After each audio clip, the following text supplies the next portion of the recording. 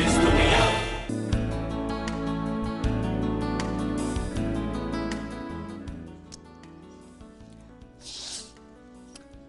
लो भैया, अभी एनआरओ का टुनटुना खत्म नहीं हुआ था कि कर्जों के माफीनामों की पटारी ही खुल गई। लो बताओ, अरे हमारी तुम्हारी तो गाड़ी की एक किश्त बैंक को ना जाए, अरे तो गाड़ी उठवा ले में हैं। हटा बता क्रेडिट कार्ड वाले तो गुंडे बदमाशों को भेज के अरे 20 बाजार लोगों की इज्जत उठा ले रहे हैं। मगर ये मोटे मोटे बड़े पेटों वाले सियासतदान अरे कैसे अरबों खरबों के कर्जे माफ करवा के हमारी तुम्हारी जेबों पर अरे डाके डाल रहे हैं। चलो ठीक है, सियासतदान तो सियासतदान है, मगर भैया ये फनकार क्यों सियासतदान बनने लगे? लो बताओ, अपनी शमीना पे ज्यादा बच्चे को देख लो। अरे वैसे तो औरतों के हकूक की बहुत बड़ी बड़ी बातें करे हैं, मगर भैया उसने तो औरतों का बैंक ही लूट लिया। ठीक है, तुमने कर्जा लेकर ड्रामा बनाया था कर्ब, मगर कुछ गरीब अवाम के कर्ब का भी अंदाजा कर लेती। अब कोई बैंक भला किसी प्राइवेट प्रोड्यूसर को कर्जा देगा? अरे सबका रास्ता बंद करवा दिया ना। कह तो रही है कि मैंने कर्जा वापस कर दिया था। भैया अगर कर्जा वापस कर दिया था तो जाके उनका मुंह बंद करवाओ ना जो राग अलाप रहे हैं और तुम्हारा नाम बीच बाजार उछाल रहे हैं। अतीका ओडो बच्ची ने सोचा कि मैं क्यों पीछे रहूं।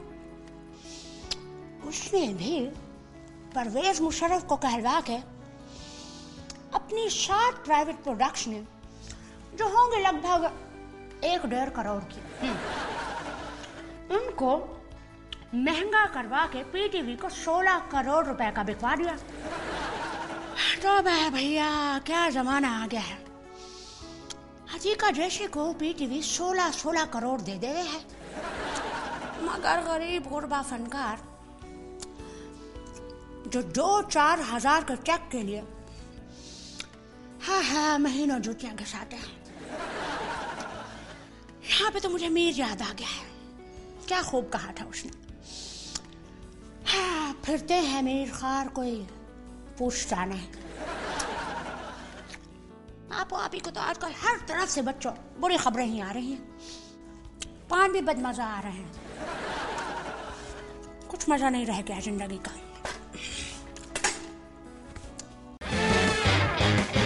सोहेल अब्बास हमारे हॉकी के मायानाज प्लेयर 300 गोल करने वाले खिलाड़ी बन गए हैं।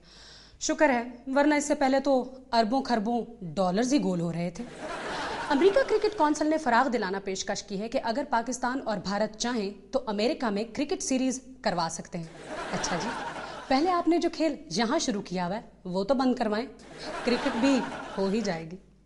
Pakistani fast bowler Mohammad Asif ICC की इंटरनेशनल रैंकिंग में 4थे नंबर पर आ गए हैं और ये एजाज किसी पाकिस्तानी खिलाड़ी को एक लंबे अरसे के बाद मिला है। मोहम्मद आसिफ का कहना है कि वो आहिस्ता आहिस्ता रिदम में आ रहे हैं। जी आसिफ साहब, इससे पहले तो आप सिर्फ शादी ब्याह की तकरीबात में ही रिदम में आते थे। Good luck Asif, good luck Pakistan. Ma'am आप हिस्ट्री और यंग जनरेशन की बात कर रही थी। बिल्कुल, यंग जनरेशन को तो हिस्ट्री जरूर पढ़नी चाहिए, क्योंकि जिस तरह के हालात चल रहे हैं उनको समझने के लिए बहुत जरूरी है। मिसाल के तौर पे हिस्ट्री तुम्हें बताएगी कि इंडिया ने कभी भी पाकिस्तान को दिल से तस्लीम नहीं किया। हालांकि बंदा अपने हमसायों गवांडियों से बना के रखता है, दुख सुख में काम आ जाते हैं, लेकिन इंडिया ऐसा कमसाया है जिसने हमेशा हमें दुखी किया है। मैम आप हिस्ट्री पढ़ने की बात करती हैं, हमारे यहाँ ग्रेजुएशन तक के निसाब में पाकिस्तान स्टडीज का नहायत मुख्तसर सा निसाब है और उसमें से भी स्टूडेंट्स की अक्सरियत फेल हो जाती है। पर मैं कभी फेल नहीं हुआ, हाँ 2-3 दफा पार्ट जरूर आ गई थी। वैसे ये इतना मुश्किल सब्जेक्ट है कि इसमें अक्सर लोग फेल हो जाते हैं, अमेरिका नहीं फेल हो गया। तुम कैसे कह सकते हो, वो जो चाहता है वही तो हो रहा है। ये बात तो कोई उनके दिल से पूछे। जैसे मैम एक बात बताएं, 9/11 के बाद अमेरिका में इस तरह का कोई हादसा नहीं हुआ और 9/11 में भी कोई पाकिस्तानी तो इन्वॉल्व नहीं था, तो फिर ये हमारे पीछे क्यों पड़े हुए हैं? ऐसा तो है मैम। मैंने पहले भी तुम लोगों को बताया था कि कौमें अपनी कौमी सलामती पॉलिसी के तहत बाहर की दुनिया से ताल्लुकात बनाती या बिगाड़ती हैं।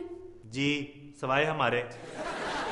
तो इसमें अमेरिका का क्या कसूर है? मैम, आप हिस्ट्री की बात करती हैं तो पाकिस्तान और अमेरिका के ताल्लुकात की हिस्ट्री तो कुछ अच्छी नहीं है। हाँ, ये सवाल भी था पाकिस्तान स्टडीज के पेपर में, पाक अमेरिका ताल्लुकात।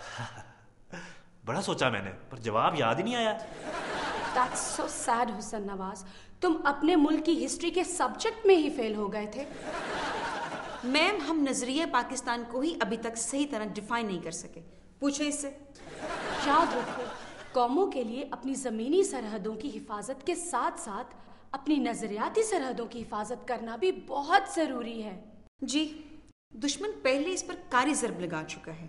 इंडियन कल्चर, फिल्म और थिएटर के ड्रोन हमलों ने हमारी अपनी शनाख्त तो ख़त्म कर दी है।